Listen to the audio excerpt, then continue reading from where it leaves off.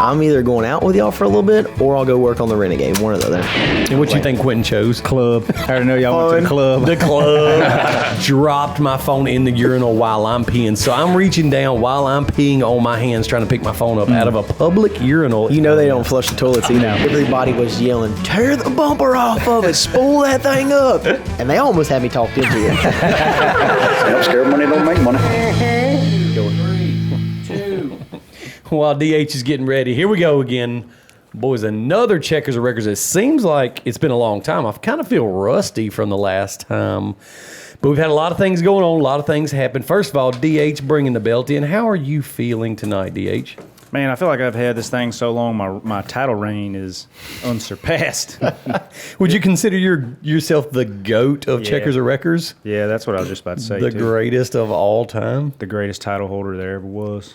Y'all been keeping track of that? People's champ. Yeah, we kind of been keeping track of it. Just about, nope, not at all. But we also, and we're going to get farther into this, Quinton coming fresh off of his first dirt track race experience. How you feeling, Q? Oh, man, put it on the box. It feels good. First time out? No. Stop. No, the first time out? We'll get there. When he, I don't know what our schedule looks like today, but... The first dirt track race was not the best. Oh, God, it was embarrassing. At one time, he was first on corrected time. I saw the video. I'm trying to figure out why we wasn't invited. Did you go? No, I wanted to. Y'all were I out didn't of, even know y'all were about out of town. I didn't even know about he it. had a dirt car. Me neither. Yeah, this is a new venture in his life. But next, we've got making his second appearance on the podcast, looking a little different. Yeah. The man with the bullet holes in the truck got it stole. And what was in it? Catfish or sardines or Cat something? food. Yeah, cat food. Daniel Grice, a.k.a. Boone, a.k.a. Boonerang, whatever you want to call him, back for another one. I'll answer to anything. It's good to have you back, Boone. Yeah. I feel like I ain't seen you in forever. I'm excited to be back. I think we were just talking on the last podcast how much we missed Boone.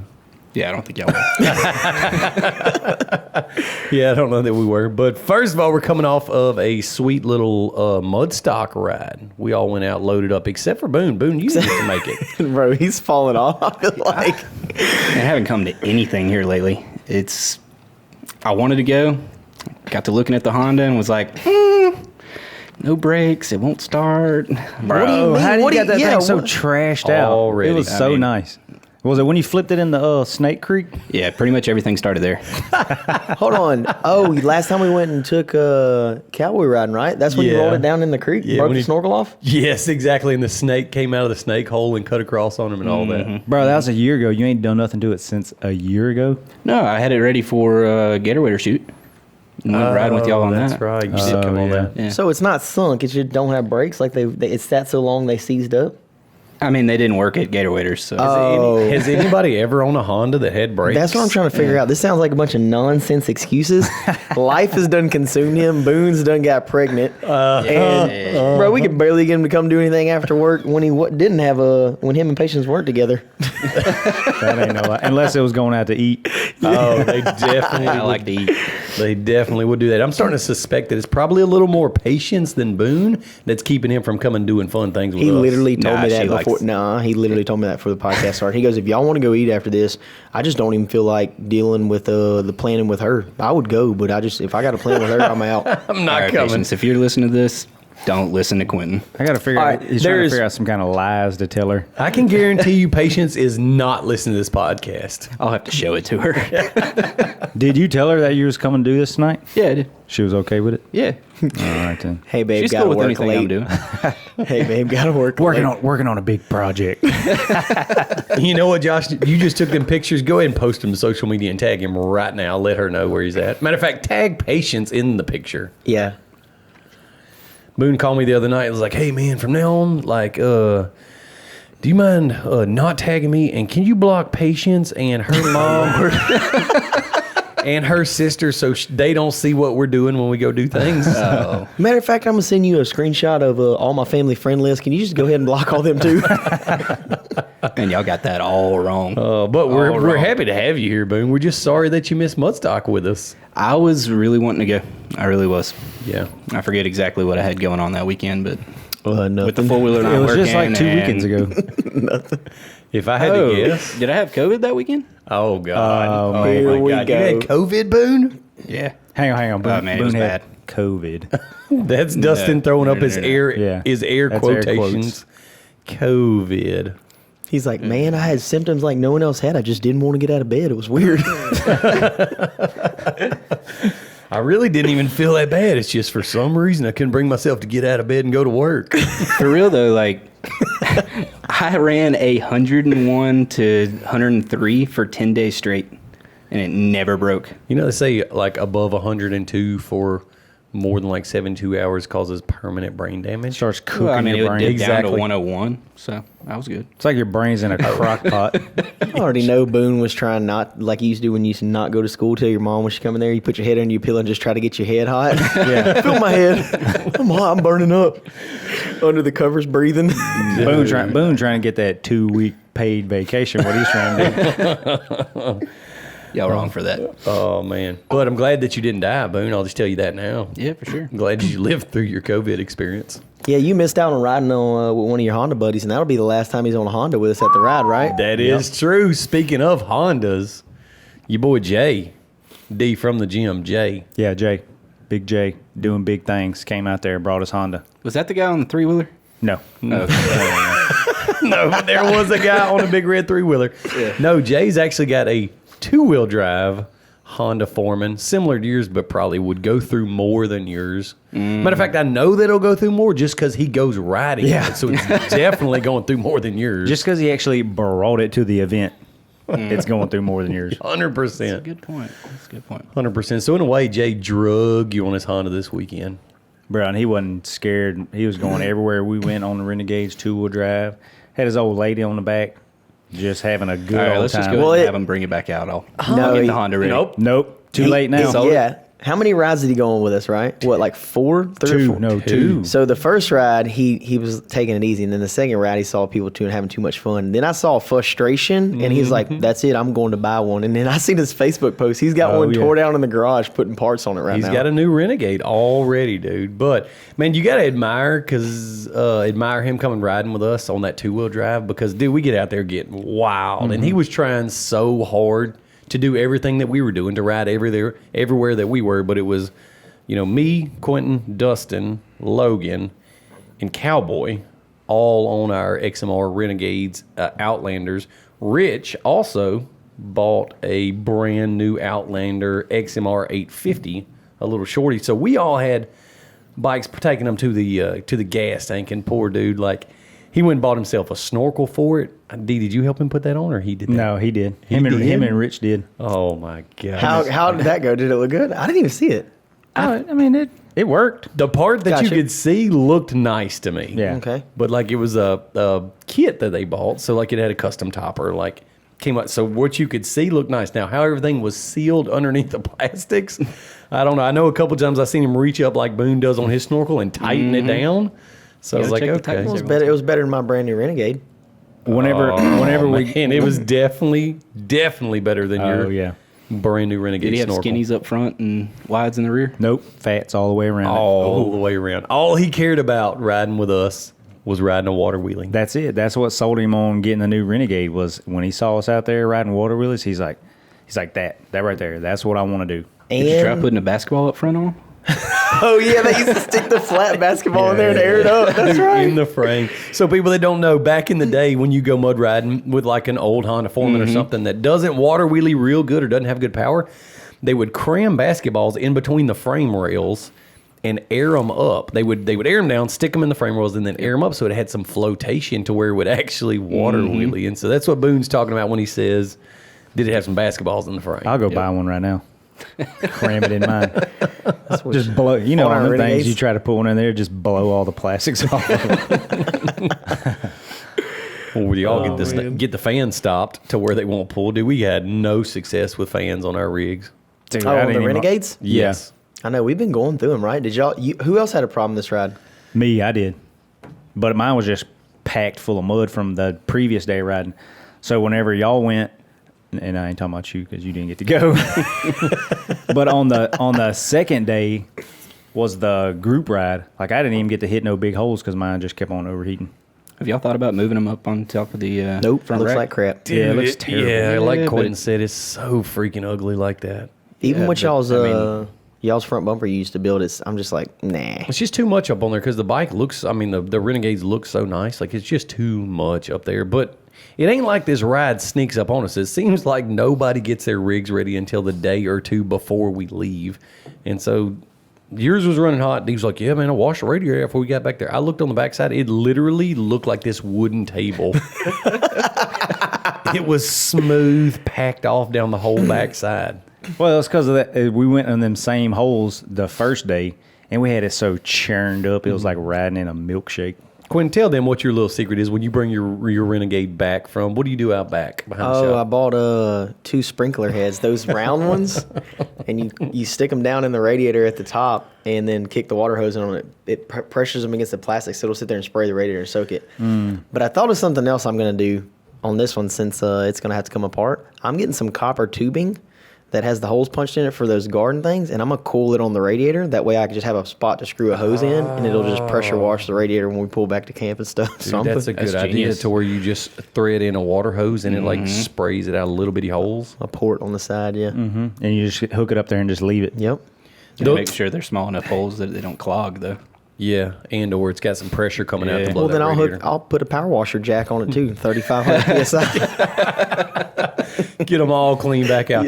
The sprinklers that you put in there, is it the ones like you had when you were little at your grandma's house that had the little like boat prop on it that you would try to touch and was scared it was going to tear your finger off? Do you know what I'm talking about? Yes. When I was little, when we used to play in the sprinkler, like we were so scared to hit the sprinkler head because it had the metal bladed. You talking about the one that goes? No. Okay, not that one. No, it was the one that just throws like a fountain in a circle. And so they put it in my grandma would put it in her flower beds, but it had a little metal bladed spinning top. Yep. And the water blew up from the bottom, and the little spinning top would throw it outwards. I know what you're talking about now. Dude, and we used to try to jump over it and was terrified if we touched that thing, it was going to cut us wide. Chop your leg off or something. Yes. Matter of fact, when I get done with this, I'm gonna look on Facebook Marketplace and get one of them tractors that used to do circles around your yard. That was freaking cool. But to be honest with you, like, yeah, my radiator got clogged up, so I was kind of struggling on the group ride the next day. But That's frustrating. man, I wouldn't know her struggling near like Quinton was. No, that's what I'm saying. I was a day late to the ride. 2 days of work to get this thing together and stay caught up on Yeah, work. let's just start this from the beginning because you sold your Renegade less than a week before the ride. So you had less than a week to find, prep, build, and get one out to the ride, right? Yeah, I had to buy one in like Missouri, send a driver to go get it. And then You know what? Do you want to give a shout out to the dealership? Did they do you good on it, or should we plug like, hey, if anybody's out there that owns dealerships, then we'll start taking care of your boys and get mentioned on the podcast. It man, can either be a shout out or we can put them on blast. I don't think we're gonna do that. The whole deal with the bike wasn't really their fault, but I'll be honest with you, $900 for prep. They got you, I don't feel like I got my prep worth. No, you definitely didn't. man. Because so you went pictures up 2 days before? I don't remember. The but a buddy of mine has a little hot shop business. He went and picked it up for me in Missouri. Gave him cash. He went and picked it up. And what day of the week was this on? So we were riding on Friday and Saturday. It didn't get to my possession until Tuesday. Okay. So yeah, and then I didn't get the parts from y'all and powder coated till Wednesday, and then I put it together Thursday and Friday. So the build was go pick up. You sold your Renegade on the weekend. Yep. Find and pick up a brand new Renegade, but you wanted to do our full stretch kit on it, front and rear. I mean, front forward arms, stretch trailing arms, and then you went big tires on it.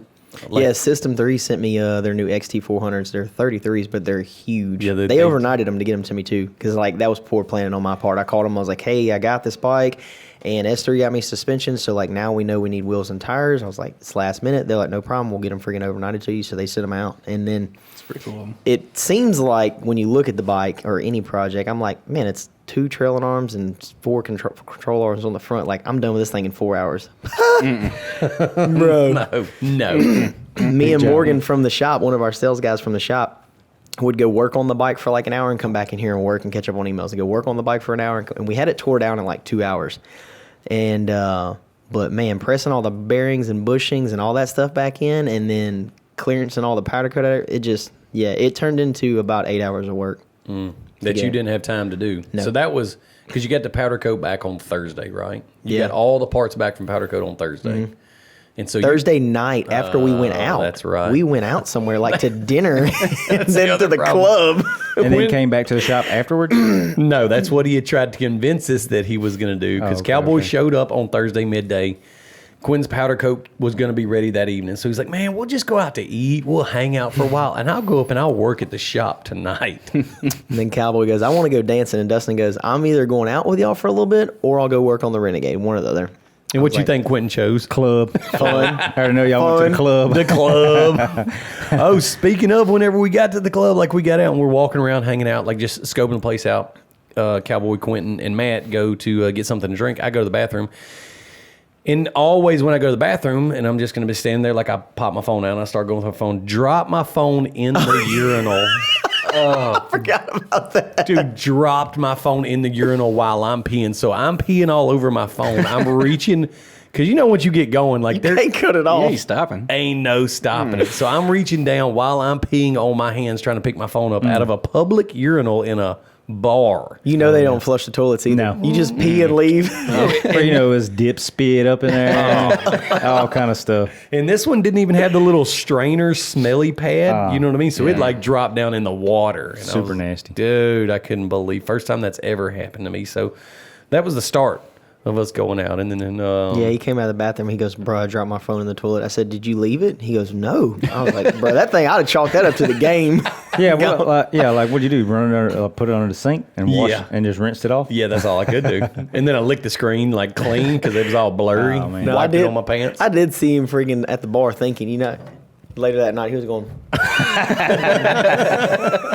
No, you didn't say nothing to him. Had it held against my lips I was while I on was the dance floor and I was distracted. I was like, what's he doing? Ever since there, I'm only on speakerphone on my cell phone. Ever since that.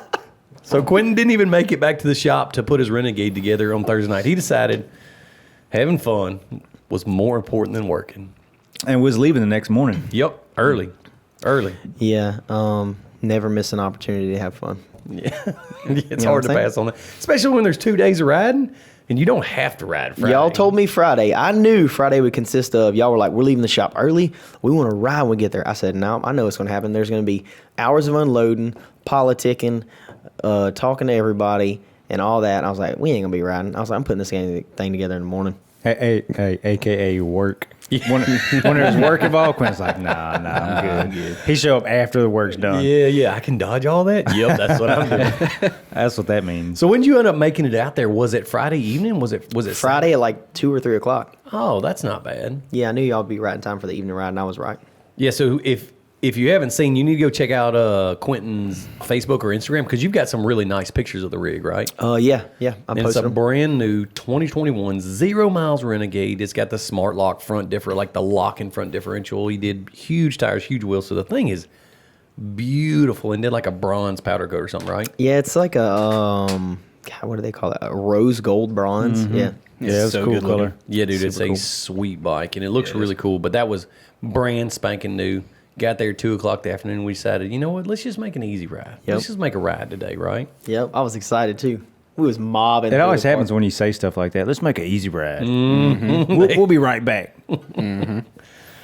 Oh, Hey, man. before you did that, Jay and Rich both was like, man, that's the best looking Renegade I ever seen in my life. I think Jay would have bought it there. Yeah, I think he's gonna build his to look identical to yours, like wheels, tires, everything, like 100%. He's like, that's the best looking one I ever seen in my life. It's just because it's brand new, And if you don't have the brand new one, everybody else's looks newer. Yeah. And then we hit the trails in the first mud hole. Yep. It was a deep one too. It wasn't no easy hole that you went straight to, which I respect you, man. In that regard, it's a brand new rig, never been off-roaded at all, and you take it straight to the sippy hole. That's what we built it for. I remember you like ramped into this one, like a long water hole. You like ramped into it like cattle corner. Oh yeah. And we was already in it. Yeah, someone who was in it first? Logan? Yeah, I think so. Yeah. Logan was in it, hung up at the start of it, and I wasn't wanting to wait. So I just hopped in it sideways. And as soon as it got to the airbox level, the bike died. And I was like, well, that's weird. And I was just thinking like stock exhaust. Maybe there's too much mud or something from entering it sideways because I'd backed up once or twice. Now, when you say it got to the airbox level, for people that hadn't seen us mud ride, that means the complete ATV, the Renegade, is completely submerged. You can't see the tires at all. You can't see the seat. You can't see any of the rear plastics. All that's sticking out is the handlebars and what we call the shark fin. Yeah, so it's probably right under your pecs deep. You know, it's probably 4 foot deep. And it died. And I was like, oh, man. And like the way those motors are built, the valves are always open on one of the cylinders. So crank it back up. It fires right back up. I was like, oh, okay, cool. We're good. And get going again. And it sputters again and dies and then won't crank. And then it starts slow cranking. I was like, yep, water's in the motor. And so, yeah, we winch it out and get looking at it and stand it up. And water's pouring out of it. The airbox is spotless. And then I pull the plastics off and see the airbox clamp above the throttle body is hanging down around the throttle body, so they didn't put it on. Like, wasn't even tight. No, like assembly, I guess, goes like, hey, stick the clamp on, drop the airbox on, bolt it, and then pick that up and bolt it, and they just never tighten the clamp. So it had to be like that from factory. Yeah. Yeah, it was OEM sinkable. Literally, there was a gap between the throttle body and the airbox, so none of the air was getting filtered into the motor, and water in that deep hole was literally going straight through the throttle body, down the intake and into the top end. Just straight churned up. Dude, that makes me that sequence of events that happen, like dunking that brand new bike under and the throttle body just being freaking off of it and water going in that brand new motor just makes me cringe. Like, I feel bad for that. I feel bad for that bike. Yeah, so we're going to see John Swallows down there at Power Sports from Home is going to submit like a warranty claim on the deal, and I just told him, like, hey, I want a brand new motor, sensors, everything that got touched with mud, brand new, and I want to do the work here because it ain't never the same when you got to tear a brand new bike down and put it back together. Dude, you want me to tell you what's crazy is how well they track that stuff through Can-Am so they can track back. So a good example of that is we were at a Best in a Desert race, and Corey Sappington, one of the Can-Am racers, he had a motor blow up like 5 miles into the race. Brand spanking new motor. He had just put it in. Come to find out, one of the rod bolts backed out when he disassembled it, and that's why the motor failed. And so he gave Can-Am the the number off the motor, the shipping information, all of that stuff. They were able to track it back all the way to the video where the engine was assembled, and the guy was in the process of tightening the rod bolts down, and somebody walked into his work area and they had a conversation, and then he turned around and went back to working on the motor and never tightened one of those rod bolts. But literally they were able to track that flow all the way back to watching him get interrupted during assembly of that engine. That is impressive. And figured out how it happened. So there's They could probably do the same thing with Quinton's bike, like use the VIN to figure out like what day it was built on, like what factory or whatever, and like review footage from then, and then They're gonna have to do something. You know what I'm saying? They're gonna have to do something. That's got to be equivalent to 3 write-ups. Well, I got lucky because when I called John Swallows, he's like, "Hey man, you know when Can-Am helps you out on a bike, most of the time warranty's like gone, like it's yours." Luckily, this one wasn't a deal like that, so the bike still is full warranty. yeah. So Man, thank goodness. otherwise, we'd have to just send it off for something. And Well, no, what you do is you start by getting a State Farm policy, right? get my good gauges out. Get the good compression gauges, not the insurance gauges, the good gauges out, get everything checked, and then go from there. But So Took it like a champ, though. I'd have been more upset about it than you were. I mean, what do? You know, R.I.P. Moscow Mule. Yeah. and Boone's just over there laughing because how many times have you sank the Honda, Boone? None. Stop it. Brian sank that Honda. I know. I did a couple times. I did a couple times on one ride. More than once. Oh, man. I know Dustin did at least twice, and there's did. nothing wrong with that thing. Yeah, that has literally has nothing. nothing to do with why I don't run right now. It really doesn't. So- I have no argument for that. I didn't get to go there the first day, and apparently y'all made it to the Gorilla Pit that day before I got there, and I saw some footage where it looked like Cowboy almost 1020'd that bike again. Dude, he got so close. And what's funny is now he thinks he feels like, and he is, he has gradually gotten better, but he thinks he's a pro at mud riding and he's got it figured out. So we get out to that Gorilla Pit and dog starts hitting them water wheelies. And he actually is doing pretty good now. He can get it up now.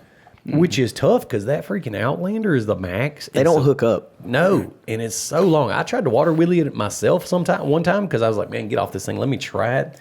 There's no way you're doing it right. And I could barely get it to go full water wheelie. He gets it up because Sorry, is it the 850 or no, the it's 1000? it's the 1000. it just blows the tires off. Yeah, that's what it is. It gets doesn't get as much forward drag underwater because the center of gravity, the rig is a little farther forwards, and so Gotcha. it kind of just blows the rear tires off a little bit instead of point straight at the sky. Yep. Makes sense. He has no regard for it though, so he goes just full tap does. when he feels max traction. He's not worried about tearing any of the drivetrain out from under, so it comes up. Sometimes he even he's does not- it in high range too. Yeah, He don't care about that at all. bro, I don't understand. I don't either. I didn't have anybody to tell me about him when I got the CVT machine. When I had my first Can-Am, I just knew like you can hear the bike, whoa, just grunting, Struggling. And I remember a couple of them riding with us. Rich and Cowboy. Cowboy knows, but the bike was having like something going on with the shifting going in low because y'all had to take it apart and it wasn't adjusted all the way correct. Or y'all try to do something to keep it out of high. Yes. Bro, I just remember hearing the bike in mud hole and everybody, are you in high? Well, yeah, it wouldn't go in low. I'm like, oh, so don't stop and let us know. Just ride it in high. No, what he usually does to me is whenever I see smoke start rolling and I know he's in a high, I'm like, Cowboy, dude, have you got the bike in high? He's like, while he's shifting, nope. It's been low in all day. I was like, well, what are you shifting for? He's like, I put it in neutral and then just was checking. I said, okay, whatever. I seen him one time had it in high, and one of them water pits was trying to wheelie, and then it started smoking. And then he's like, What's wrong with this? yeah, like he's pissed at it. He kept saying, he's like, I got to get rid of this one and get a Renegade like y'all's. That's what he kept saying all right. He hates it, dude. I told him there was one in up north, a brand new one a guy traded in the dealership, and another one for sale for what I bought mine for. Mm-hmm. And I was like, let's go pick that thing up. Sell that one. Let's go pick that one up. I will say, like you said earlier, man, he got real close to 1020, and to the point that whenever he stood it up all the way on the end, on the rear of it, and then it started falling sideways, and like he had to jump off and try to catch it, and barely kept the snorkels out of the water. Like you realize, like, all right, we're done. We need to go back to camp after this. Like it's gonna get worse from here, and you could tell on Cowboy's face, he's like, "Yep, that was cool. All right, I'm done water wheeling for today." I was literally about to say that in the video where he flexed, like there was nervous look on his face where he was like, didn't want to look at y'all. And he's like, woo, yeah, caught that one. That was a close call. Yeah. Bro, he just put all max effort into keeping that thing from going over. You can't. The bike's so freaking heavy when something starts happening, like keeping it from rolling over like that. Yeah, Oh, you know no, he I was seen- seeing stars when he got it lifted back. I seen. You remember that time we seen Quinton do that? Like a bunch of years ago?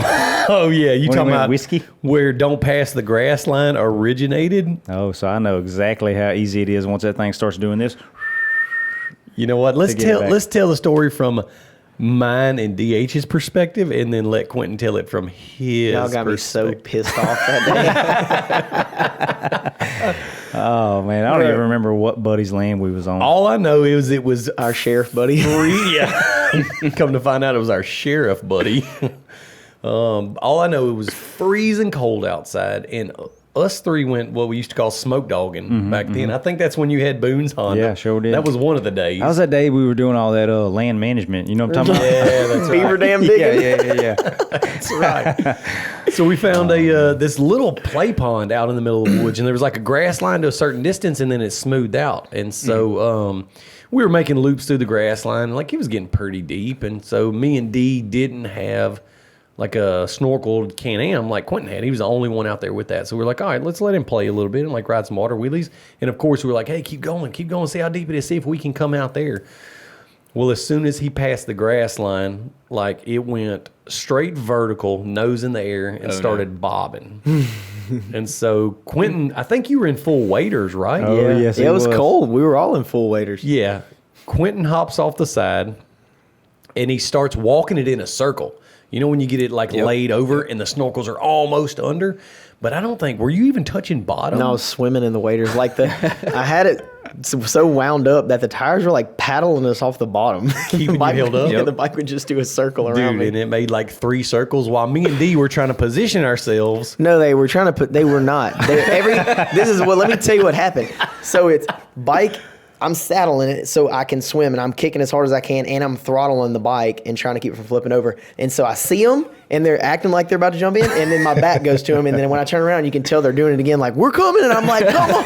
Did like 3 circles where I can see them and pass them, and they never jumped in. Dude, and his voice progressively got higher. Do you remember? Oh, yeah. Help me, y'all, help me get this thing, bro. And they look like, when you're trying to get your dog in the pool or the lake and they're sitting there stomping beside the thing. That's what they look like every time I did a circle and could see them. Hey, we're gonna help. We're gonna help. We were trying to get around. Be there. The problem is neither one of us had waders, and Quinton did, but he was like, "Y'all get in the water, get in." No, they had waders. They just didn't want to take them off and get wet because it was freezing. It's January, I think. Yeah, it was cold. It was 40 degrees outside probably. And that's the time we Y'all found. some good friends. That's the time we found a fish in Quinton's airbox. Joe did.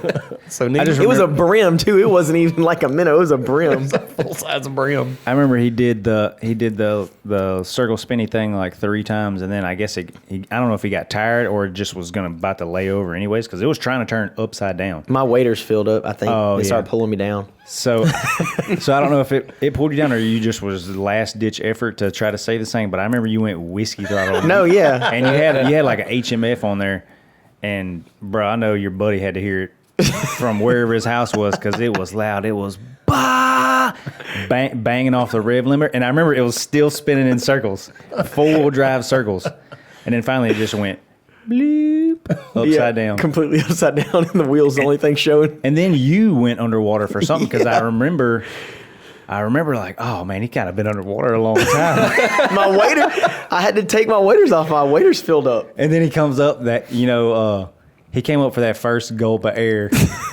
bro, and it was like it was pure terror in his eyes. I seen it. And a little bit of anger, I'm going to be honest with you. Yeah. But at that point, like, he had been in there so long, and like when he went underwater and had waders on, I'd done started mine up, and I was going back to the house. I just thought like that we lost Quinton. Gone. The bike's Just leaving him there. He's gone forever. Bike's upside down. He ain't come up for air yet. Ain't gonna try to rescue All right, listen. him or No. nothing. And Say he y'all popped up. cold. He's We like, going home. Yeah. He popped up. He's like, where y'all going? I was like, dang, he's still alive. I think I looked at EJ. I was like, man, you remember how to get back? We had done lost Quinton the game. But Boone, you know a little bit about peer pressure, right? It's tough riding with us. Yeah. You go to ride with y'all, and it's like, hey, go hit that. And you're like, nah, I don't think so. I probably shouldn't. Probably shouldn't. I'm probably gonna lose my 4-wheeler on that one. Nah, go hit that. Y'all give so much inspiration into it that you know it's a bad idea, but it starts sounding like a really good idea. Yeah, after a little while, you're like, I could do I this. could do this. It sounds kind of easy when they start talking about it. Not only are we kings of peer pressure, but we're really good, what I consider motivational speakers. So we can motivate people. Speaking of, Rich had his brand new Outlander. He'd only ridden it once before. It was a brand new 2021, just like Quinton's, but it was the Outlander XMR 850 that he brought out for kind of the first big ride. He had just got it the weekend before. And I could tell he didn't want to do this. He was kind of like Boone. He's like, man, I just want to ride and have fun. Like, I want to watch y'all tear y'all stuff up. Bro, Rich and Jay and the them, baby holes? they like to drink. That's their sport. Yes. Yes, They're sir. like, bro, I'd fit I right know in. that's what sold Jay on his. But Rich like, bro, look how big of a cooler this thing will haul. Bro, they had it on the front rack, the back. Oh man, that's funny. They're what you wouldn't consider the 530 crew, right? Mm-hmm. They drive for 5 and park and drink for 30. Yep, that's them. And That's how you do that. Rich was trying to stay clear of all those holes, but that old Boone peer pressure, he couldn't take it. Yeah. Rich ended up getting his down in there with us. We got in that one. Actually, it was the one that you sank your bike in, wasn't it? Everybody was telling him, we're like, Rich, put it in there. He's like, and then we're like, just drive in and it'll be fine. Like, it'll make it. It'll float. It's not going to sink it. But you could tell he saw mine. He's like, no. And he ended up putting it in there, though. And then when he got out, he's like, I ain't doing that no more. Is this that long, skinny one that takes forever for y'all to get? So no, we didn't even make it to that one. It was another one that we found back in the woods that was similar. It's one wide, but it was a little bit shorter than A couple that. holes before that one. Yeah, it was actually on the way to that big, long one that we always play in. Yeah. And so it was laid out pretty similar, really deep, really narrow, but you could touch both sides, so you don't have a chance of losing your bike unless, you get the throttle body off of the airbox. Right. Then for sure it's gone. Oh, man. I thought you were talking about the hole where he blowed himself and Christina off. Oh, I thought that's what you were talking about. What at first. happened? you weren't even there for that. That was the first ride of the day. Yes, Yeah, I gotta dude. hear It about was this. Friday on the very first day that we got there. Like the first set of holes that we got in. What is that? The purple trail? It's where you go down in the pond. You can go around the pond, or you drop down to the left into the edge of the woods, and bottoms. there's a swamp or a whole bottom that runs down there by the road. Oh, I saw that on the video. Y'all riding in that. Yeah. that's so like wonderful. That's so sweet. when it rains a good bit, it gets a bunch of water down in there, and you can freaking ride all in there. And there was this one slough that we were going through, and I think I was in front, so I don't even know what happened. I just turned around. And everybody's hollering, something sweet happened when everybody's like, oh, He's gone. yeah, bro. And I look back, and Rich was right behind me. I look back, and we was in this nasty, swampy mud hole, dude. It was so gross. And Rich is off his bike. Christina's off her bike. Christina gone underwater. The only thing you see of Christina is her arm holding her truly out of the mud hole. The whole rest of her, everything is underwater. Literally. And Rich, you can only see about his neck like this. Bro, and we had just started riding. Everybody was kind of trying to stay clean a little bit. I still don't know what happened. Did they? So it's a testament to how desperate he was not to sink that brand new Outlander. So you know how that trail is. It's just a single wide trail with high sides. So like when you get in there and get shaken up, like you just can put your foot against the wall or anything like that and keep the bike moving. But he hit it like a little faster than what me, Dustin, and Logan had hit it because we had kind of dug it out. Well, it had a root on one side of the hole. So when you run through there, like it kind of kicks you off camber. But when you're slow rolling, like you just crawl over and keep going. Well, when it hit with speed, it actually threw their weight sideways. And he was so desperate to make sure that thing didn't flip over. He immediately just let go of the handlebars and got piss whipped straight to the mud hole and drug Christine off with him. And what's crazy is whenever they fell to the mud hole, one tire was still kind of on the root. But it wasn't trying to flip the four-wheeler over. But he's laying underwater with his foot in the air against the ice chest, thinking he's holding the four-wheeler up. And I'm just like, bruh, just stand up. Like, what are you? But they're both. He's got her pinned down. He's laying on top of her, it looked like, and holding them both underwater. But he was guaranteeing that four-wheeler was not coming over on him. You know, he's holding his breath underwater like, they're coming any minute. They're going to save me. And we were over there just stomping on the side of the bank like, well, we're going to be there in a minute. We're getting the ropes. Kind of like he had passed the grass line. Oh, my God. Boom, but So that, he had her pinned up underneath the water.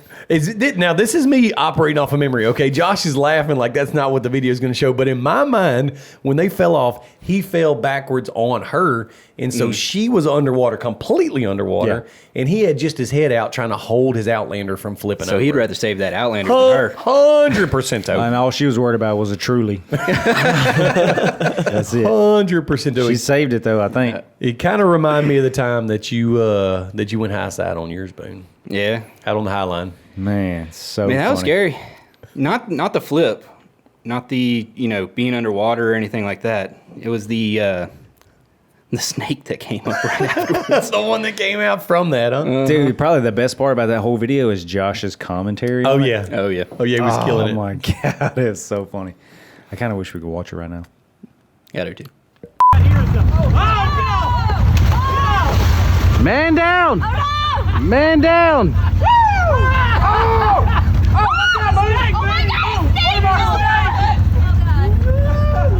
Oh, this guy just got super sketch. But it was actually kind of the opposite whenever you did it because you didn't put your feet down. You didn't try to bail off. I was going all the way. Oh, you rode it to the bottom.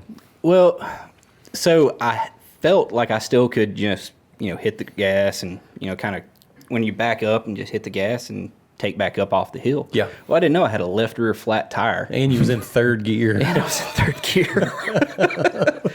So that Honda doesn't have that much power. So I'm on the gas and with a left rear flat, she just rolled right on over. And as soon as I felt it rolling, I just jumped off. Oh, man, it was graceful too. Oh, yeah.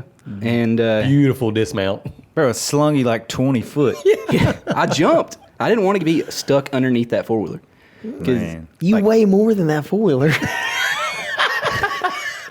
You could literally, leg press it off of you. 500-pound Honda. You weigh Well, when I Not was, literally, but I mean, like, you could leg press it off of you. so sure you a could. backstory to that is like, I'm always trying to get away from the vehicle, especially around water. When I was like 12 or 13, I was riding dirt bikes and I was going over a bridge. And right whenever you entered the bridge, there was a tree off to the left. Well, whenever I got onto the bridge, it jerked my handlebars. I caught that tree just barely. And I was on 80 at the time, and it made me go whiskey throttle. Oh, yes, sir. Spun the bike off, and I landed in the creek. Well, I'm getting up, and the bike fell on my back. Oh, my. And for probably 30 minutes, I stayed there just with water at my chin. So you were by yourself riding? I was with a group, but like I was on 80, so You were I was the last person. So they had to finish the trail, realize, they probably waited there for 5-10 minutes, was like, where's he at? A bunch of adults just ripping and leaving all the kids behind. We're going to put all the kids at the back of the pack. Well, I mean, I was not to brag or anything, I was pretty good. Like, I was keeping up with them and everything. Like Until the bridge crossing. until that bridge So you're crossing. saying you were So- first on corrected time. For my class. Until. The adults are like, where's this little idiot at? Bro, they're up there having sandwiches, and he's just back there yelling, help! Crying, hey, was you I crying? remember hearing the first dirt bike, and it was probably 3 minutes before it got to me. And whenever they got to me, they're like, Oh, no! He's dead. Did they just keep riding and leave you like we did Quinton? no, I heard his bike hit the creek where he'd done jumped off his bike and just let it ghost ride. Oh, man. Ghost rided the whip. Do y'all think that it was really 30 minutes that Boone was laying underwater? It felt like 30 minutes. It might have been like 15. I already know he was looking at the side of the creek with one eye. Is it rising? Is it rising? Bro, it had me so scared.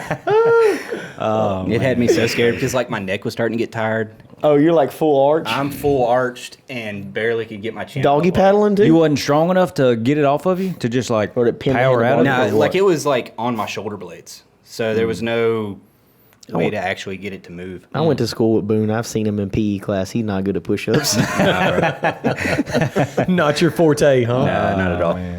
So That's you never crazy. You know then to get away from a rig when you're around water, huh? You jumping and rolling. Yeah, I'm jumping and I'm getting as far away as possible. That's from how that you thing. ended up 20 foot away from them. Well, obviously, Cowboy hasn't learned that yet because he was almost under his trying to say. I think that $3,500 motor that he's still making payments on was more important than him not making it. Oh, I seen the video. Whenever he got it up, he was. I He mean, did for look- for UFC fighter, he looked a little tired. He looked Like winded. that just took some out of him. Yeah, he looked winded just from one time. Huh? Let's be honest, he might be a UFC fighter, but he ain't been doing no UFC training lately. In a hot minute. Oh, in a hot minute. My cousin's been eating Popeyes every day. That is actually I believe true. that. That is I actually believe true. that. One thing that I am really proud of is, after all the carnage on Quinton's brand new Renegade and losing her to the game, that wasn't where his riding weekend stopped. That's where it no. just got fired up. You ain't never going to have me in the party. I'm not going to be the Debbie Downer. in Boone, why that don't you go and ask Quinton what he went trail riding in for the rest of the weekend? What was the rest of your weekend like? So after that, Dustin let me borrow, what do y'all call that thing? Mouse belly.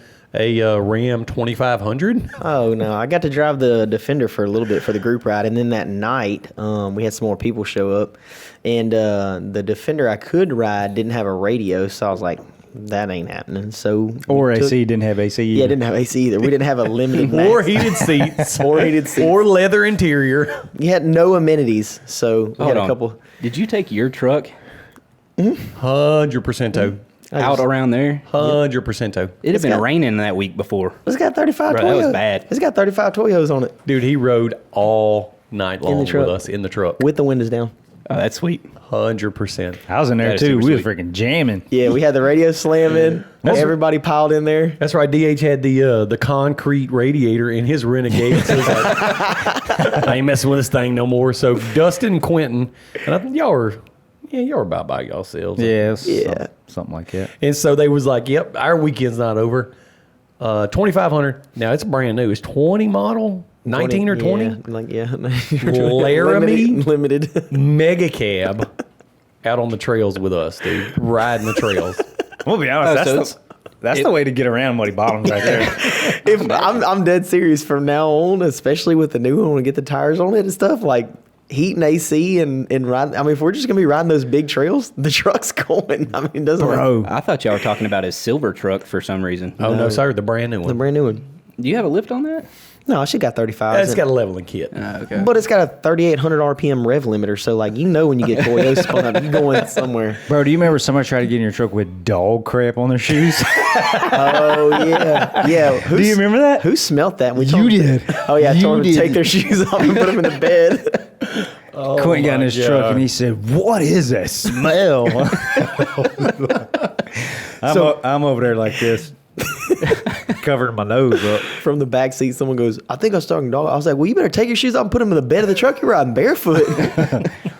Oh my god! We thought it was only going to be the main trails when we started the night. Oh, yeah. And thought we would end up having to park the truck somewhere, but Quinton thought otherwise. Because when we got to the 19th hole, which is really quick, I mean, really cool. I don't know if you've ever been out there with us at Muddy Bottoms when we go to the. I don't think so. So in one of the back trails that backs up to a golf course. Really nice. Yeah, beautiful Sarepta golf course. It's 9 full holes.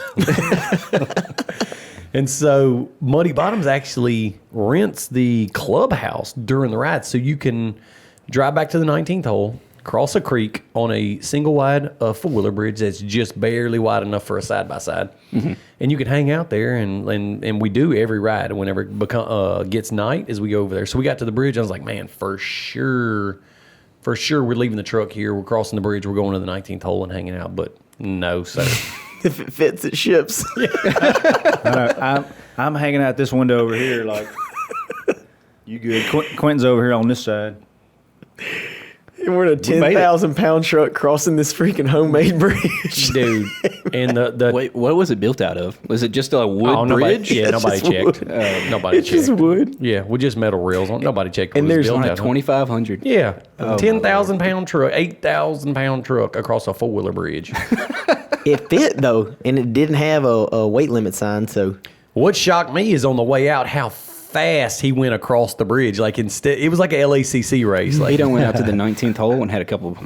no. and then Bud Lights. Yep. And then on his way out, he didn't even check up, dude. He went through it at four-wheeler speed. He probably didn't even know it was there. Dude, maybe not. no, on the way in, you got to make a hard right to get to the bridge. So you're not sure if you're lined up. And then there's a mud hole we hit coming into the 19th hole. We ripped through that. And on the way out, we hit that. And it was way worse the second time on the way out. So I had to keep the speed. So Sure. I knew we were lined up with the bridge.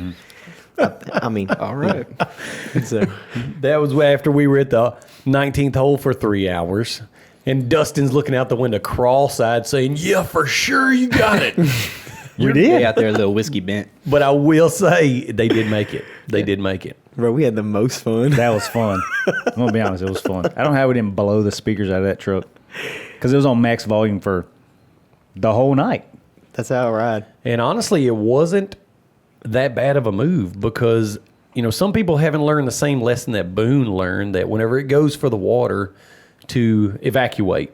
And so when we were on our way back to 19th hole, do y'all remember pulling up to that really high levee at the edge of the lake? Oh yes. That's out there on Muddy Bottoms, and there was that Ranger, and people in the water had flipped a Ranger maybe 15 foot down an embankment, At least. flipped 2 or 3 times down an embankment, and was down in the lake.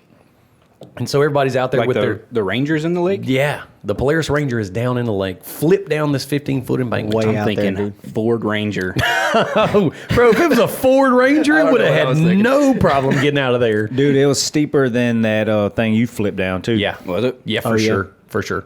And so 3 axles, 2 or 3 axles broke on this Ranger. Yeah, it was And- only one-wheel drive. Yeah, and so it's down on the bottom. They have a bunch of side-by-sides hooked winches to it, trying to pull it up this vertical embankment, and was not happening.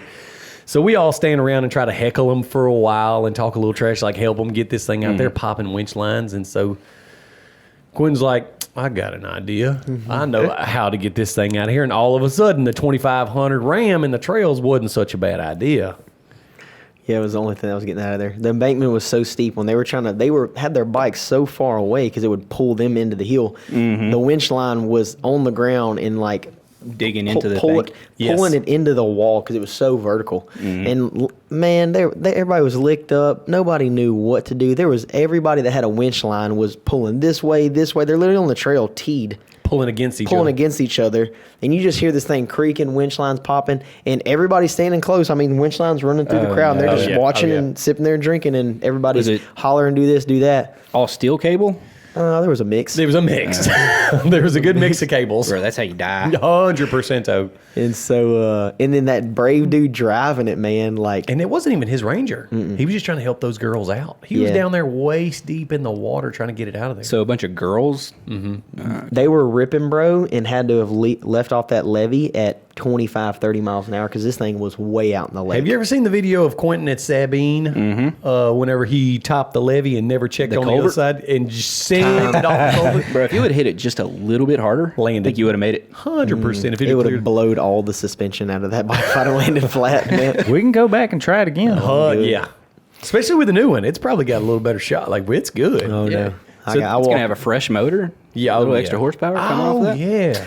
You good. Yeah, that's right. This is your second round in the 1020 club. I forgot about it. Let's not go without mentioning that. Yeah, we're gonna go big engine in this one. So you're saying like what's 1020 double for 2040 club? Yeah, so you're in the 2040 club.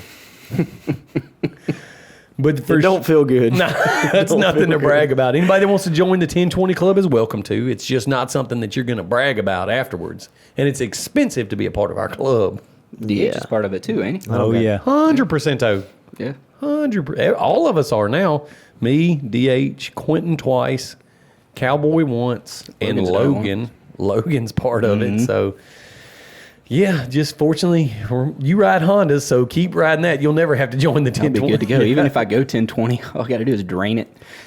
Boone don't ever ride his, so we ain't got to worry about it no ways. That's a good point. All right, I'll make it to the next drive.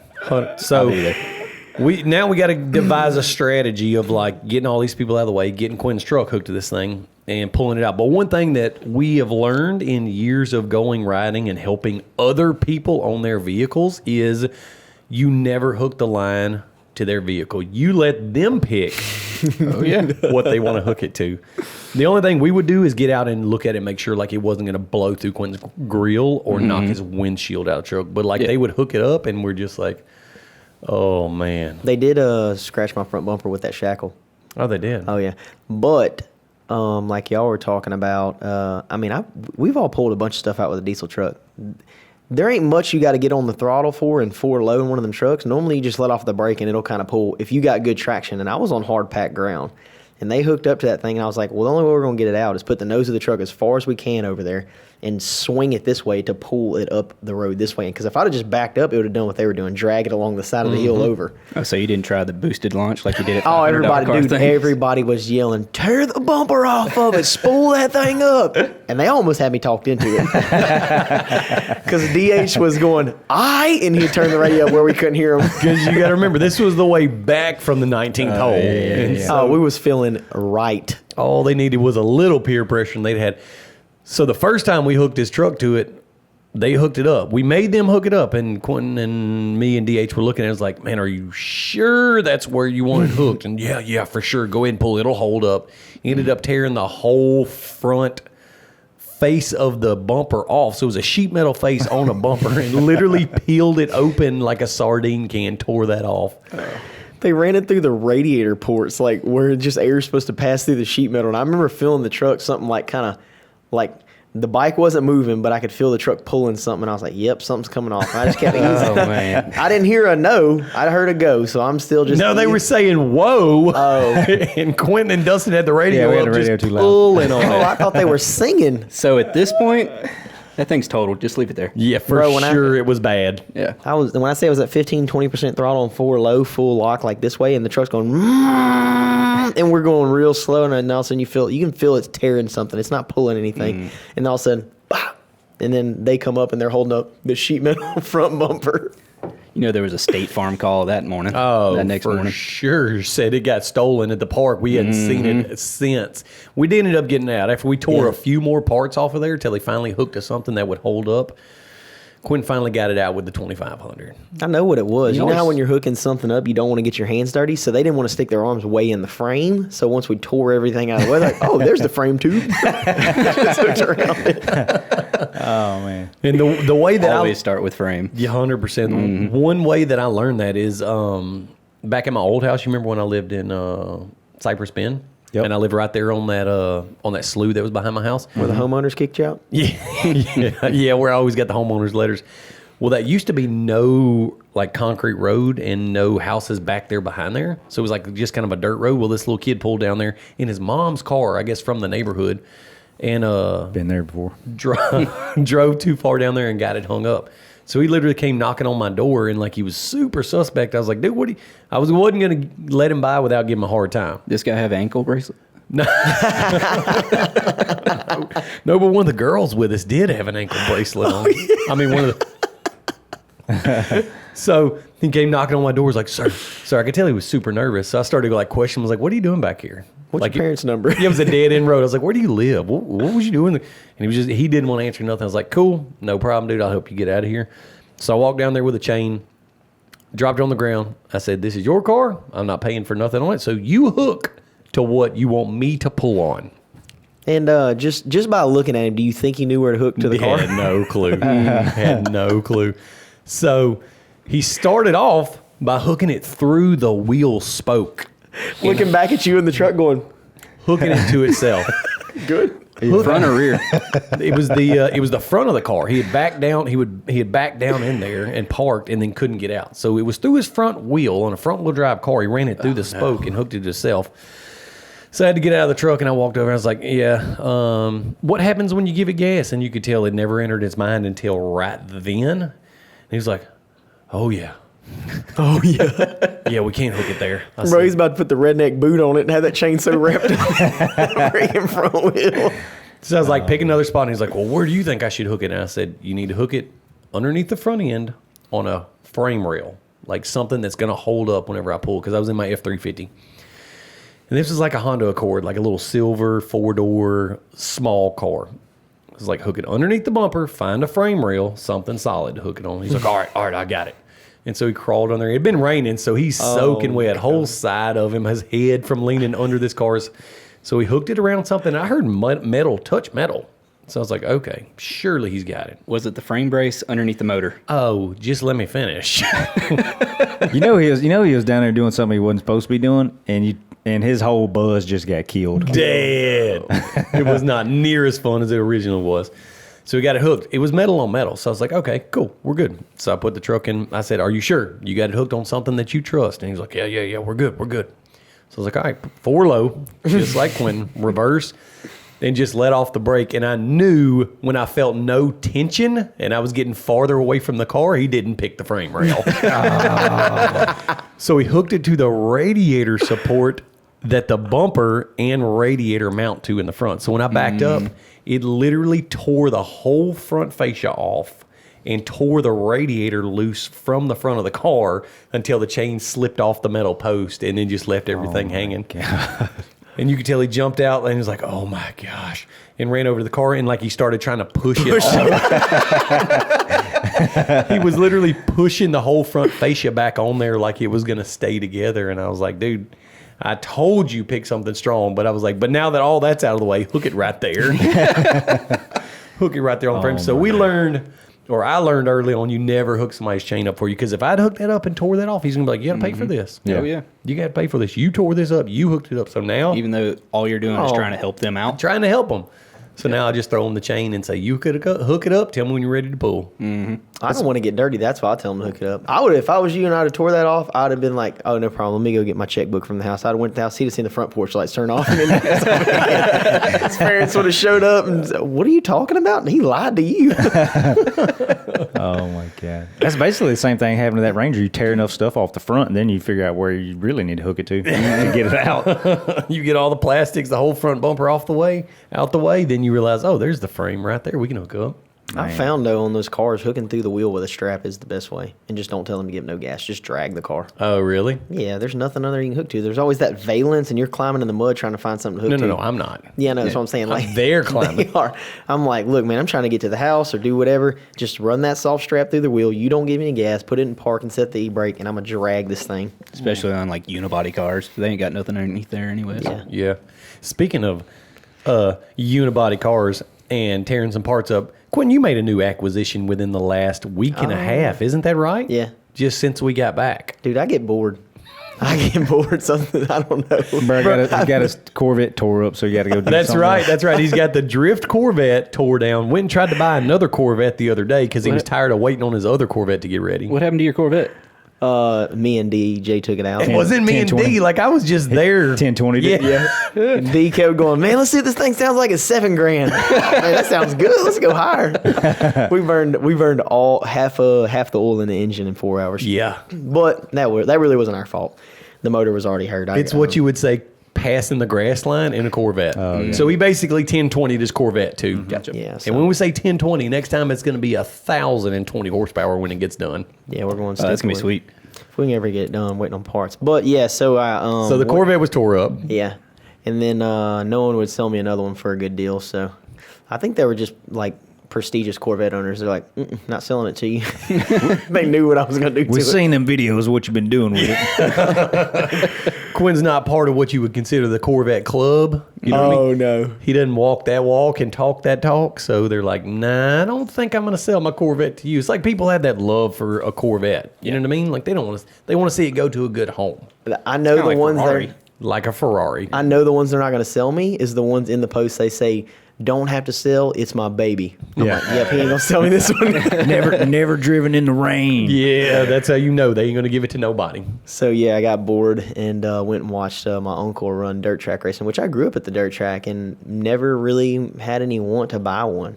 And I went and watched him, and like for whatever reason, like when you know somebody running that close to you, I was excited. Like I was like, it's like when we're at the races, I'm not racing and watching y'all. I'm like, you know, everybody's running tight and you're freaking cheering. And I was like, I got to get one. So we started shopping. I tried to buy a cheap one because I don't know how to drive them. I've never driven them. I mean, we've driven all kind of other stuff, but this racing is different because you got to enter the corner in a slide against everybody else's cars. And like people around here have some nice cars. Like Boot Hill, it's a country sport, man, but they're $20,000 and $30,000 race cars, If not And- more. Yeah, they're nice. Yeah. nice cars. Well, Quinn's in the super stock class.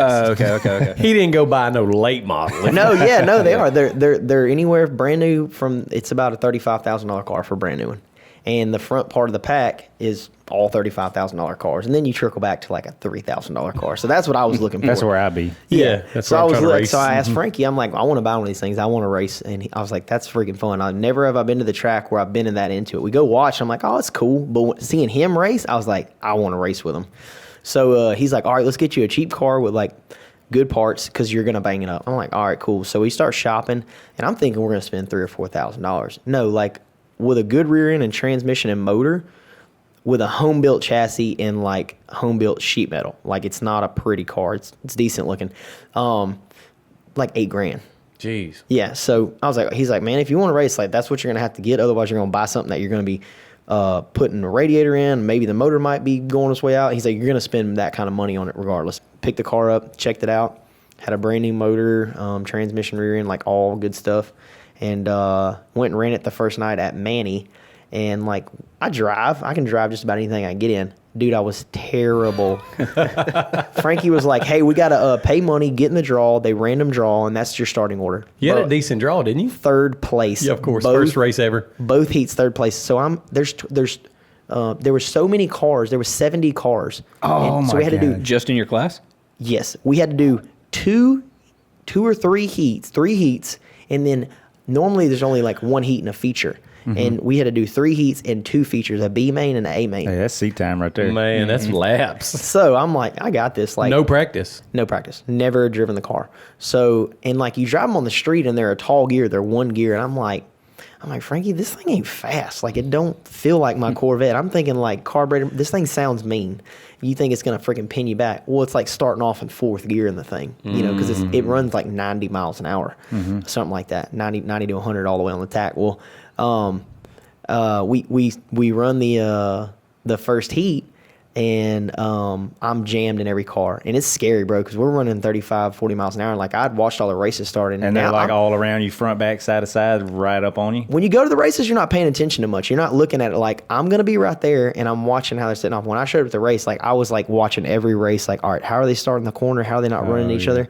And like we start out, and I'm like, bro, how are they blipping the throttle and getting the car sideways? Like they're, dude, almost touching each other. And I'm looking at all the cars I got to run with. All brand new cars. Oh, These dudes dude. fight in the pits if you run into their cars. Like I'm not Because they're kidding you. nice dirt track Nice cars. Hey, Very but nice it's cars. a good thing for you. You also like to fight. Not when you're the bad guy. Anyways, I'm in third place and I'm like, all right, here we go. Smash the throttle. The car takes off. I'm running with everybody. It's really fast. It has one of the best engine building shops, brand new motor in it. So it's crazy fast on the track. So take off. I'm running with them. First corner comes up. I'm like, man, I really don't know what to do. Like everybody, it looks like they're hooking the car in. Well, they're 3-wheel brakes, and they're set up on caster and tow to where when you let off and get weight on the front end, the car automatically sets up, gets loose, and turns in, So it kind of set up. Well, I'm thinking driving like we drive our four-wheel drive car. So I'm like, all right, let me progressively get on the throttle. Bro, this thing heads straight for the wall.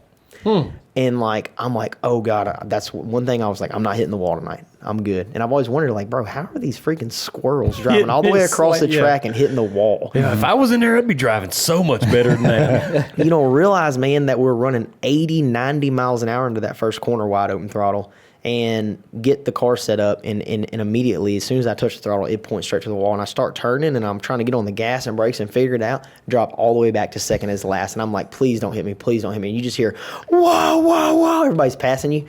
And I get on the throttle. We're used to our cars that are 2-to-1 steering, 8-to-1 steering. Oh, so you're flipping hands. You're because I got the car going. It looks like I'm Arab drifting down the straightaway. I'm just going back and I'm forth. in a new, beautiful car and looking like an idiot. Just swinging Oh, it I got back it on and the floor. I see crowd, infield. I think the tow truck drivers in the infield and the tech guys were running. They didn't know what to do. They didn't know if I was going to shoot towards the inside of the track. And I'm like, God, I look like an idiot. I'm like, thank God my race suit doesn't have my car number on it or look like my car. And I get out of this thing, right? So I fought it all night, man. And I was just like, and I stayed second to last. I ran both heats and ran second to last. Who were you holding off at that pace? I think a child. I think there was a child. Or maybe he was scared to pass me that I would run into him.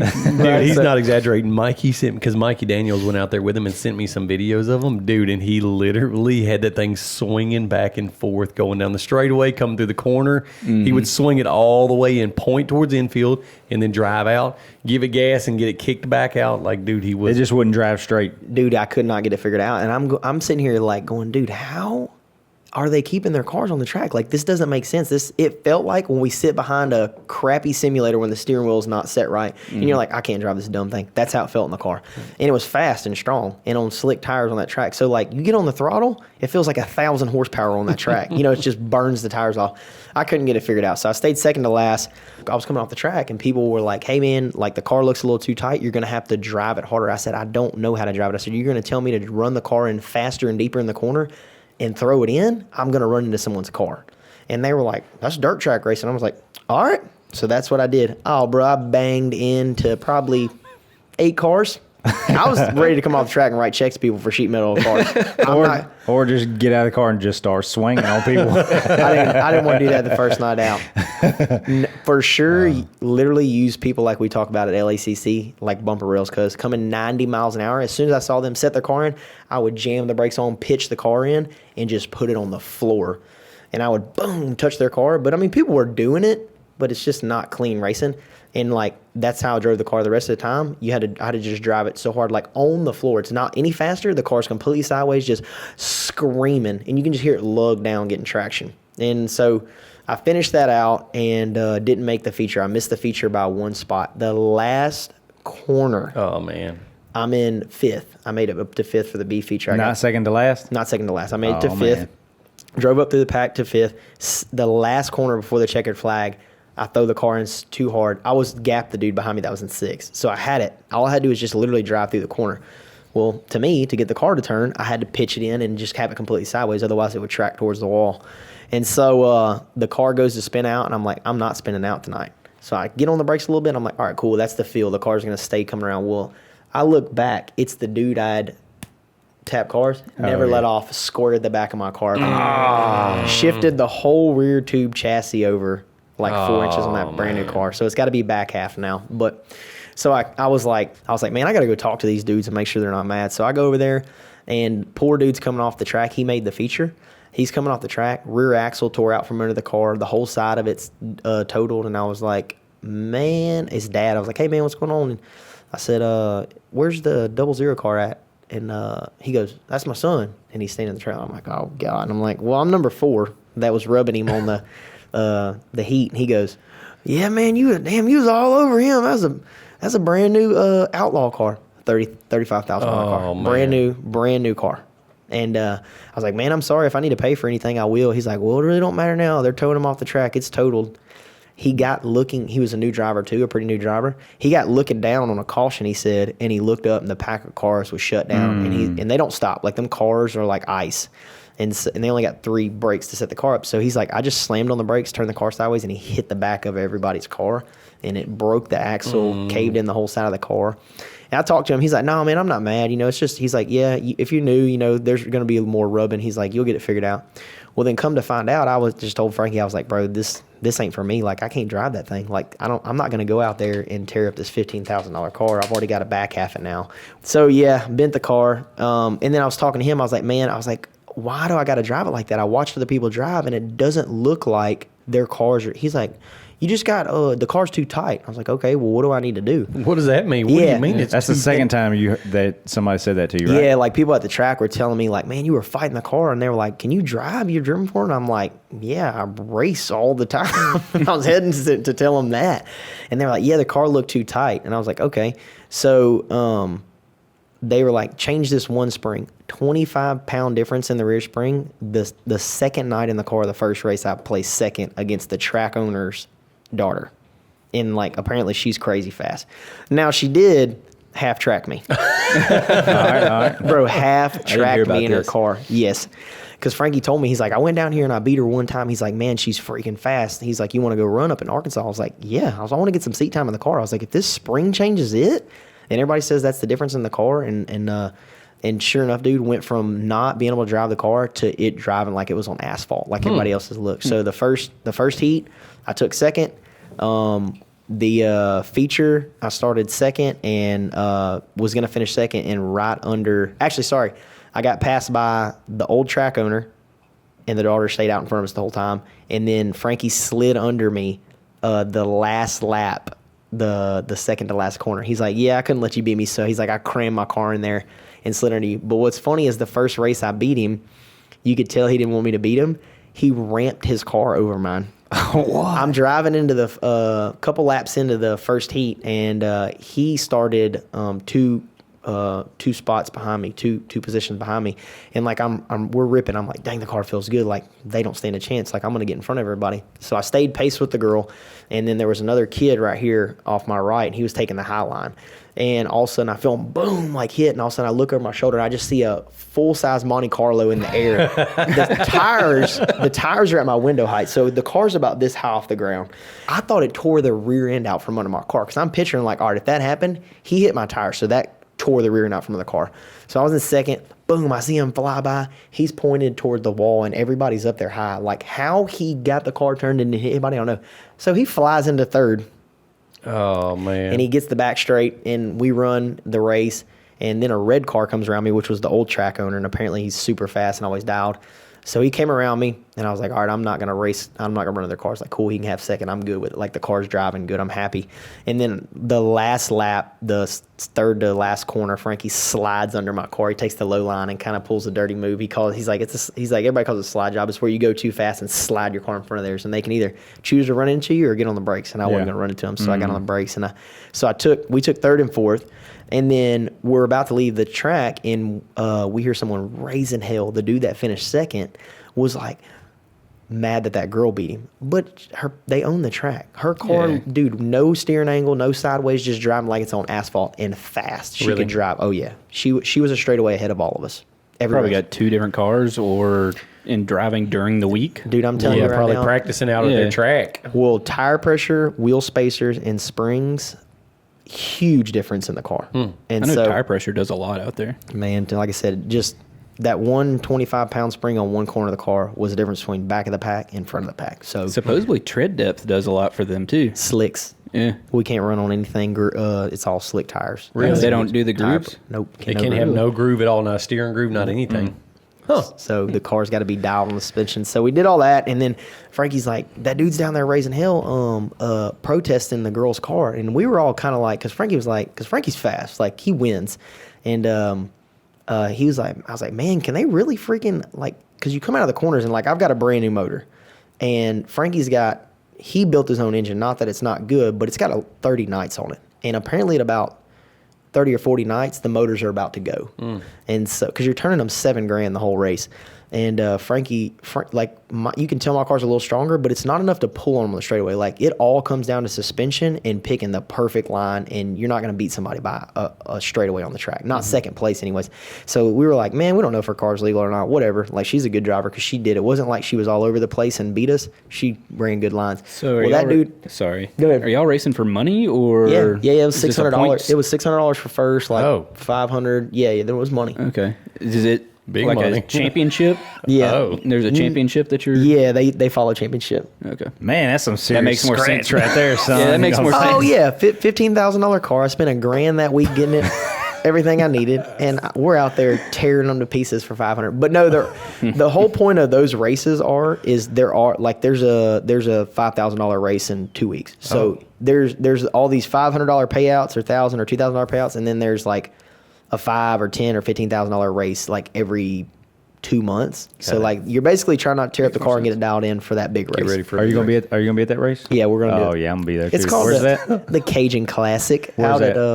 at it's either Boot Hill or Texarkana. Oh, We're we like going. out Hey, that we way. going. Oh, you already know. Quinton just got himself a pit crew for a $15,000 race. That's what I need. I need somebody with these on going, hey, you need to move up on the line or this or that. I don't So think radios are legal in dirt track cars. they are in my car, my team. Oh, okay, I got it. I'm a first year pioneer. So Oh, well, you can count on me being on your radio. yeah. So the dude protester, we go down there and like, I don't care. We were only going to win like $100 more a piece or something. So we're down there heckling them, and I got my big bright flashlight, and I'm like, joking Searching with them. her car? Yeah, when they're tearing. Well, I want to see what spring she was running because that's what matters. So I'm trying to lay her into the car, and the tech man goes, "What are you doing?" I was like, "I'm teching the car." He goes, "You have to put up $450." And so he put up $450. I'm protesting her car. Well, there's a rule at that track he didn't know about. You can counter protest, which is fair. She goes, "Oh, well, I'll put up $450. I'm protesting your car too." So snap. they tear, Oh, they tear her car down. So if her car's legal, she gets the $450 and the $450. But it's not really worth it. They tore her car down, complete engine, completely down. So he can stand there and go, "Nope, I want to look in the rear diff. I want this." They can tear the car all the way down that night. You have to come off the track from the race. If you win, first, second, third has to go into the infield, weighed, and then at that point, they can say, "I'm protesting." They say, "All right, leave your car here and go get your cash." Like, you cannot, like, if you win first, second, third, you can't, if you don't go to the infield immediately, if you just drive off the track, you're DQ'd. Really? Yeah, because you could throw weight in it or whatever. The car could be light. So they take it super serious. And I was like, $500 or $600? And this dude put up $450. They tore her car down. They go as far as to weigh the camshaft to make sure it's not gun drilled. Like, people do crazy trick stuff to these cars. And so Dude, they pulled the cam out of the motor. they tore the motor completely down. Completely down. And that's what I said. Who's paying to put it all back together? Well, this is what's crazy. So the company that builds my engine, Best Engines and PTS, are two of the top engine building companies. If you win with their car and you get protested, you get to keep that money, and they put your motor back together free because you just whipped everybody's ass on a freaking legal motor. That's sweet. So she's good, but it's still, you're there till 2 a.m. So we're 3 hours away from the house. We go down there and we're talking crap to them, and they're laughing a little bit, but you could tell that one dude was mad, and the girl's cracking up. Because I was talking to her boyfriend in the stands, and I was like, "Is she legal?" He's like, "Yeah." He's like, "We just built our own engines, and we know all the tricks." And I was like, "Okay." So our car ended up being legal. Well, when it comes time to tear his down, he says no to the protest. So he was in an illegal car and got beat by her in a legal car. And so that movement, he gets DQ'd. He can't race there for 2 weeks. That's all that happens whenever you decline a protest? It's track rules. They can do whatever. They can ban you from the track, which I think that should happen. Like, unless he's like, "Look, my car is legal. I just don't want to stay here for another 2 hours or something." Like, there should be some kind of penalty. But yeah, it's like 2 weeks not racing. I think maybe he can buy back into after 2 weeks. Something like, there's some penalties. Like, there's heavy penalties and stuff. But yeah, he was raising hell.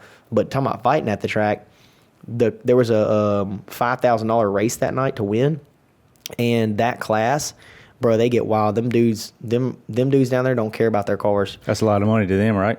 Yeah, $5,000 for a race. Oh yeah. So they I'm back in the pits checking my car, and Frankie's telling me everything. We're buffing tires. We're doing everything legal we can. And so all of a sudden we see a tow truck, like the cops come running and a whole crowd of people come running off the track, and Frankie and them like, man, they're about to fight. We just saw a bad wreck. And I'm like, what? Bro, there's like 30 people here, and there's one freaking sheriff in the middle of them. I was like, bro, he found to be in a bind. Poor dude. He found to be in a bind, bro. And these are Arkansas redneck people, cuz like this some big old dudes running. This 30 big dudes. Like I've seen them at the corn dog stand 2 or 3 times that night. In one night? Oh yeah, with multiple corn dogs, getting 12 packs of corn dogs. So they come off the track, and then you see this wrecker truck carrying this brand new car. Axle tore out from under it, like looks like a track hoe got a hold of it. Apparently, Frankie's like, yeah, this dude was beating them by half track. They get a caution, and so you pack up every caution. The caution, everybody packs back up, and this was first place. He was beating them, and he's like, yeah, they knew they were going to beat him. So there was people there from Arkansas that were family, friends, whatever. They just decided, hey, before the green light, because the way the races are is you get on the track and then you stagger in your positions, and they're telling you in your radio like, hey, number 4, you're 2 position, this position, because they're calling out after the caution and say, hey, you were this here. You keep your spot. And so they packed up, and the way it works is once you go around, you see the lights off on the thing. You first place can start between these 2 tires at any point you want. If you pass that last tire, then the second position pole can start the race if you're not paying attention and sleeping. Well, instead of everybody waiting, they all, I guess, got together and were like, hey, we're just going to freaking go wide open throttle as soon as the second tire. And that way it's hard to tell, like, hey, did he start the race or not? And they just ran his car over. They just sacrificed, like one of them was like, I'm going to drive from the back of the pack and I'll just hit his car and sacrifice it. And Frankie and them said that they just literally went wide open throttle, and he's sitting still about to start his race, and they're just pacing at like 15, 20 miles an hour, and literally just hit the back corner of it and stayed on the throttle and ran the whole car over. So like the axle was tore out from under, the roof was ran over, the hood corner over here, like he drove over the car. Dude. Only got a flat on his car, pulls off the track thinking he's about to go to his pit and change because their caution is still under caution, getting that car off. So he hauls butt to the pit, changes the tire, and all these people are coming like, bro, we're finna drag him out this car.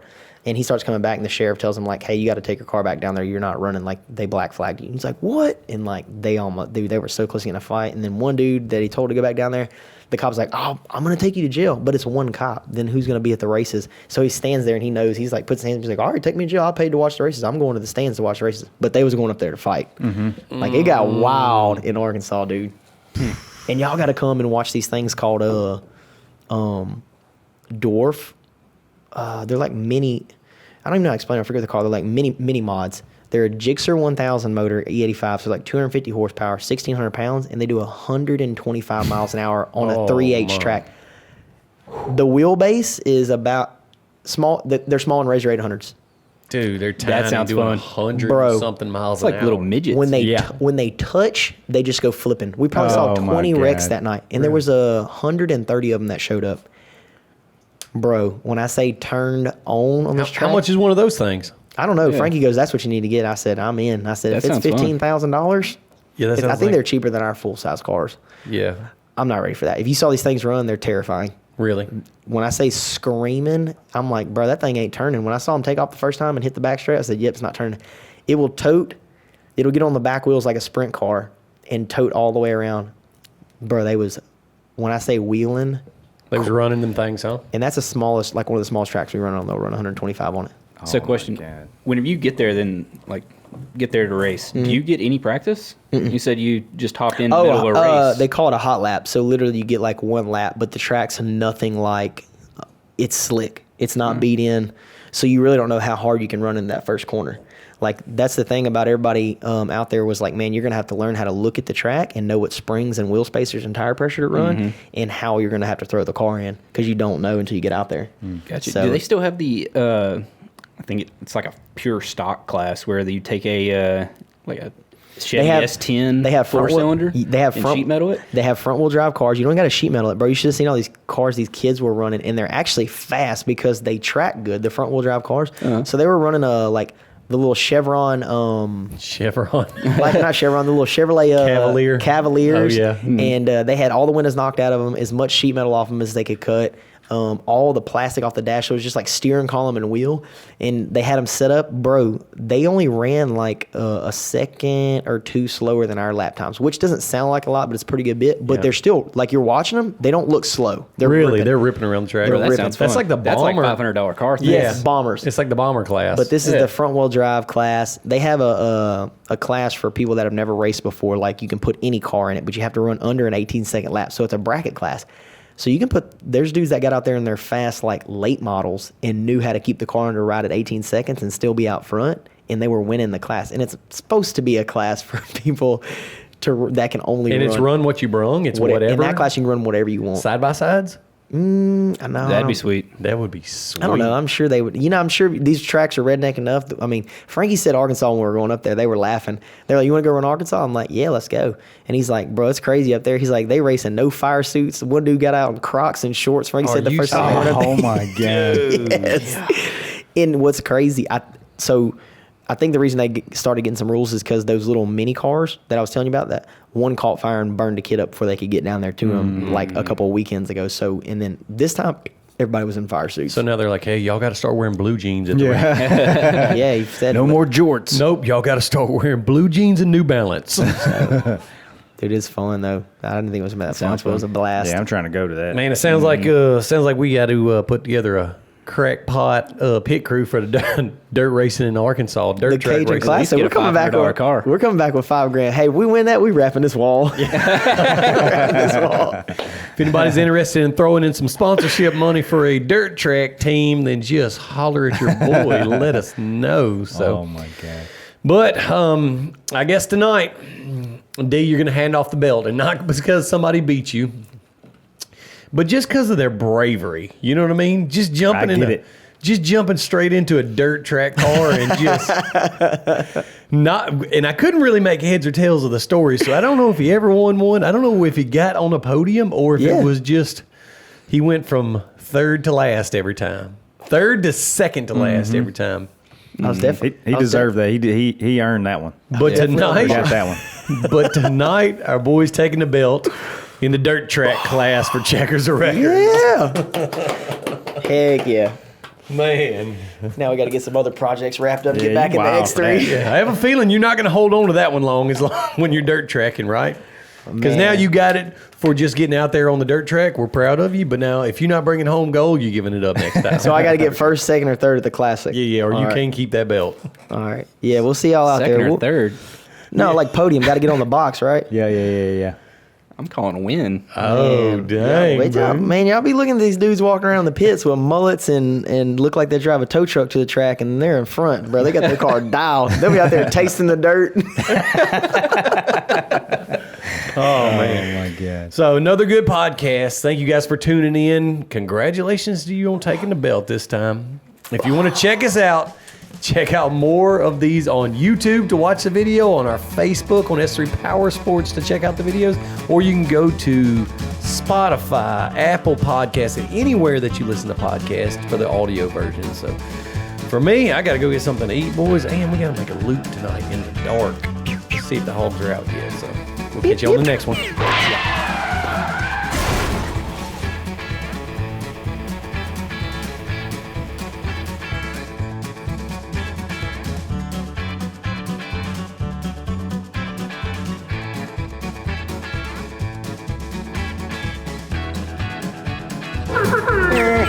Help scared money don't make money.